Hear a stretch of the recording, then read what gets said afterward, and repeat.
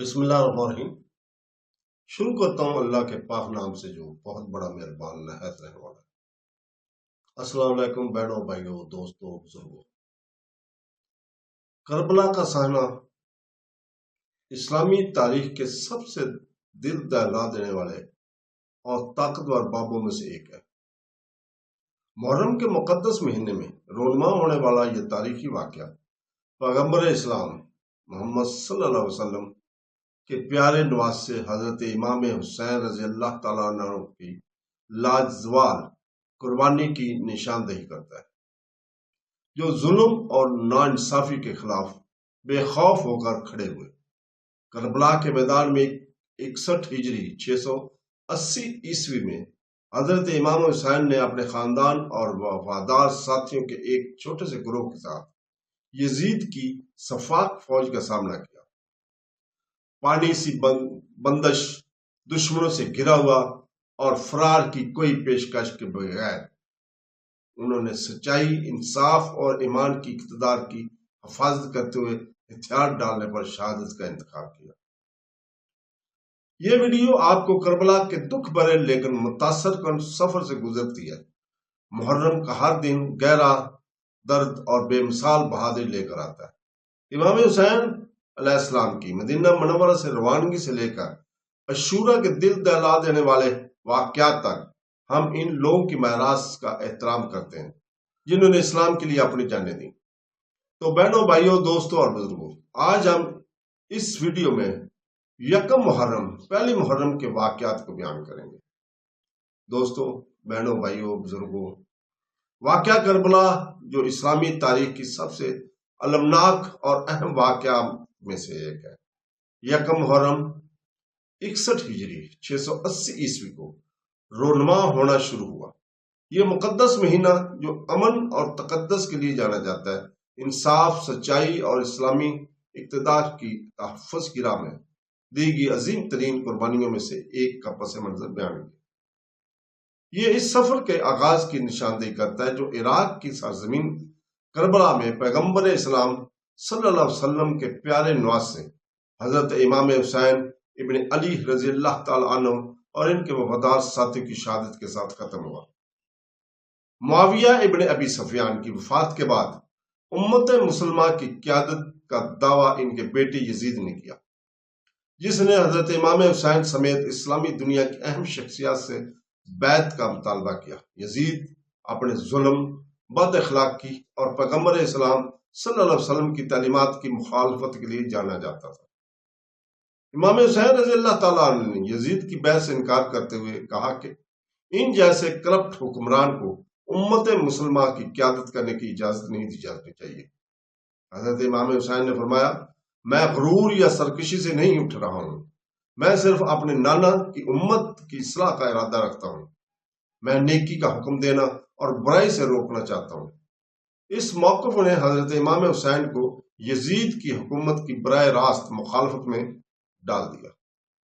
جیسے جیسے مدینہ میں دباؤ بڑھتا گیا اور دھمکیاں بڑھتی گئیں، امام حسین رضی اللہ تعالیٰ عنہ اپنے اہل و عیال اور پیروکاروں کے ساتھ مکہ روانہ ہوئے۔ وہاں اسے اہل کوفہ کی طرف سے متحد خطوط موصول ہوئے جن میں یزید کے ظلم اور ستم کے خلاف مزاحمت میں ان کی قیادت کی دعوت دی گئی۔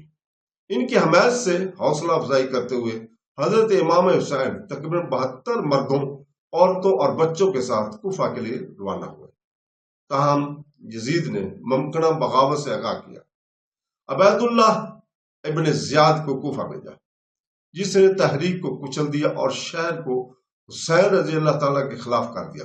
جیسے ہی امام حسین کوفہ کے قریب پہنچے، انہیں اپنے چچا زاد بھائی مسلم ابن عقیل کی غداری اور قتل کا علم ہوا، جسے آگے ایک قاصد بنا کر بھیجا گیا تھا۔ اس کے باوجود خطرے کو جانتے ہوئے بھی حضرت امام حسین نے اقتدار کے لیے نہیں بلکہ اسلام کے پیغام کے تحفظ کے لیے اپنا سفر جاری رکھا۔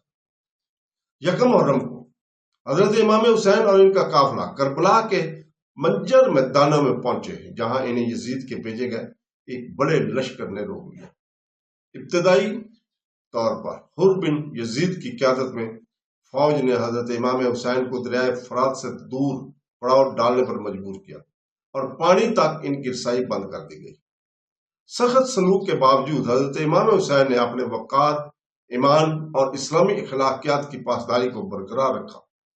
10 دن تک مذاکرات جاری رہے کیونکہ حضرت امام حسین نے خونریزی سے بچنے کی کوشش کی۔ اس نے کئی آپشنز پیش کیے جن میں مدینہ واپس جانا یا کسی سرحدی علاقے میں منتقل ہونا شامل ہے، لیکن یزید کے کمانڈروں نے غیر مشروط تسلیم کرنے پر اصرار کیا، جس سے امام حسین نے انکار کر دیا۔